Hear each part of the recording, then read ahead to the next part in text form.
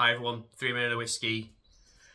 And if yesterday I spent the time talking about contemporary classics, modern 21st century classics, then it felt like today I should go back to the beginning and think about original classics, or in this case, the original classic. And no, I'm not talking about Dickens because I'm thinking about movies here.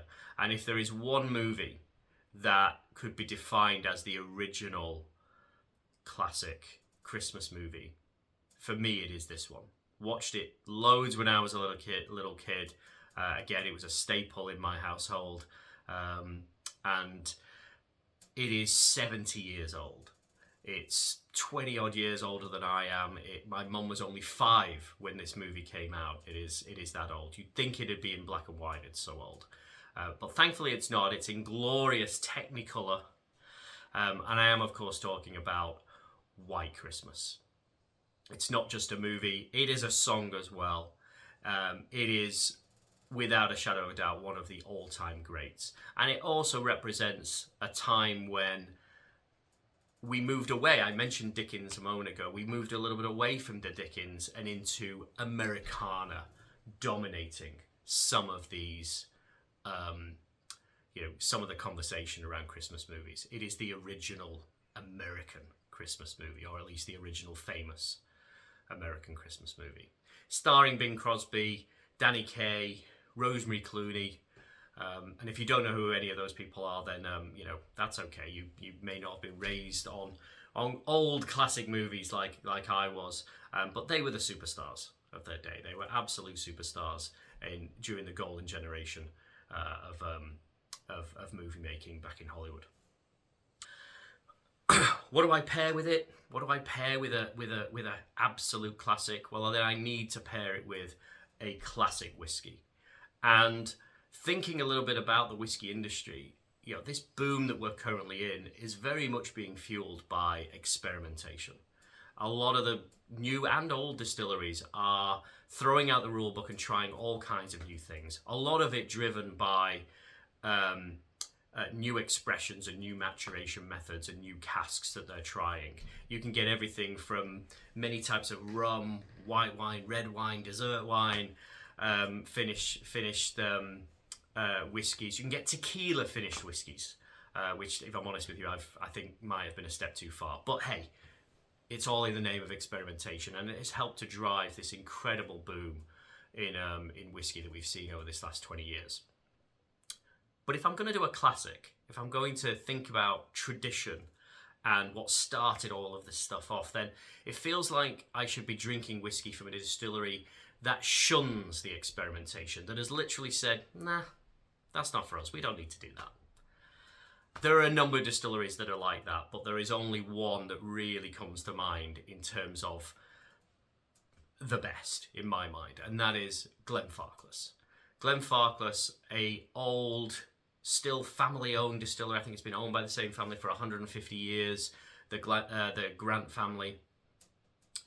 And again, which is rare in itself. So many of these family-owned distilleries have been snapped up by now by big multinational drinks companies, but they just keep batting away the offers. They only make one whiskey, different ages, but they only make one type of whiskey, and that is a sherry matured whiskey, specifically an Oloroso sherry matured whiskey. They use the same bodega they've used for 30, 40 years. They use the same process, and they are meticulous about doing it the same way all the time. And you could think that that is a little boring, but it's not, because what you end up with is pure, brilliant consistency. And that is the reason why they're considered one of the greats. That's the reason why I'm going to drink it today, because it's an all-time classic. And if I'm going to have an all-time classic from Glenfarclas, then the one I should probably drink is the Glenfarclas 105. I could have picked any others. I mean, there's the 15. This is actually the 15-year-old that's sat here, which is fantastic. The 21-year-old, it's hard to get hold of these days because they've run out. The 25 is phenomenal. They're just a brilliant distillery with a great core range. But I'm going to have the 105. You'll see that I only have a miniature for this because apparently I don't have a full bottle of this on my shelf, which is shame on me, given what I've just said.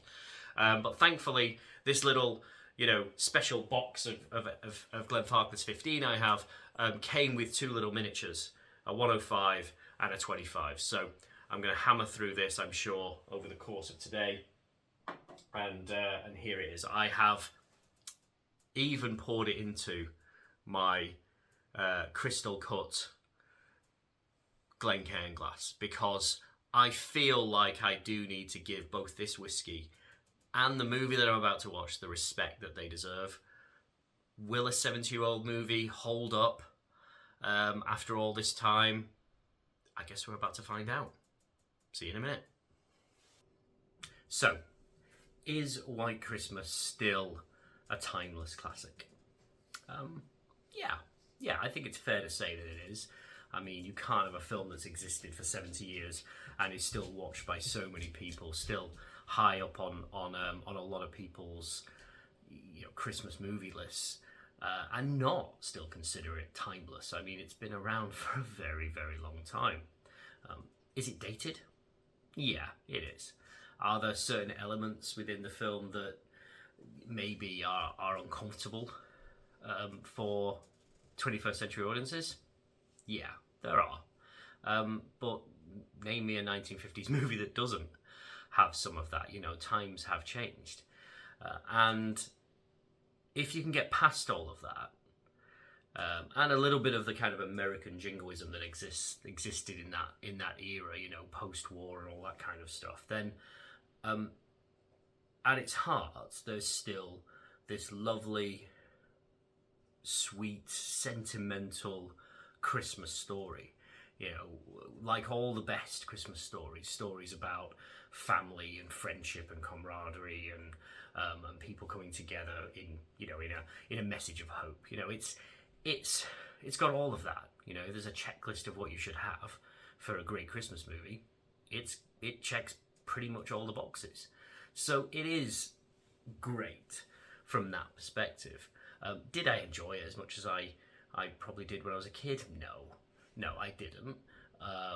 It's because it's just not. It's not the same watching it so many years later. It is still an impressive production. I mean, again, you go back that far to these kinds of musicals and top class golden age productions, and they are very impressive. They visually really, really impressive. All the stuff that they do on the sound stages, the song and dance numbers and everything else, really, really impressive. And the standout was probably Danny Kaye. He added a bit of much needed humour, comedy to proceedings, because otherwise it would have been a little bit too dry for what is ultimately a Christmas movie. They should always have a bit of fun in them as well, in my mind. And of course, with it being in glorious Technicolor, and one of the early films to be in Technicolor, it is visually very, very OTT on the eyes. The sheer range of colours that are being fired at you is unlike anything that you see these days, even with CGI and everything else. I've had to take my contact lenses out just because it was that OTT. But it was fun. I really enjoyed watching it. I would say it's probably a bit of a Marmite film, because if you're someone who, whether you grew up with it or whether it's a film that you've watched a lot in the past and you liked, then you're probably going to continue to like it, even if it's dated. If it's a film you've never seen before and you come into it cold, chances are you're probably not going to like it. And I think that was shown tonight. I watched it with Holly. Holly's never seen it before. She wasn't particularly that impressed. So I think that's probably where this one will sit, partially because of just how old it is, and yeah, that's kind of where we're at. But it was fun. It was, again, I can't remember when I last saw this. It's got to be at least 20 years ago. So nice to reconnect with an old classic. So what would I give it? Probably an 8 out on the 12 scale. So, 8 Maids of Milking, I think that's worthy, and I think that's pretty impressive for a film that's 70 years old. So yeah, there we go. Whisky, Glenfarclas.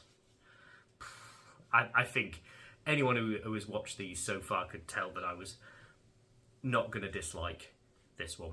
I was always going to be well into my Glenfarclas 105. It's everything that the term sherry bomb was created for, right? It's like it defines the term sherry bomb. And if you like sherry bombs, you're going to like this. If you're not that into your sherry cast finishes, you're not going to like it. It is a cask strength. Some people might want to add a little bit of water to it. I actually think this is one of those that doesn't need it.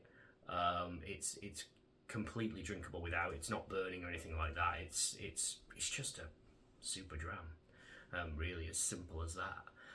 And one that remains even more timeless, right? In that the quality has not diminished, no matter how long Glenfarclas has been around. So, brilliant whiskey, very good film. Maybe not as brilliant, but very good film. Great to go back and watch it. And tomorrow I'm going to be doing the exact opposite to White Christmas. So tune in then, and yeah, I look forward to reviewing that film with you when I let you know what it is. As always, like, subscribe, please do. Otherwise, I'll see you later.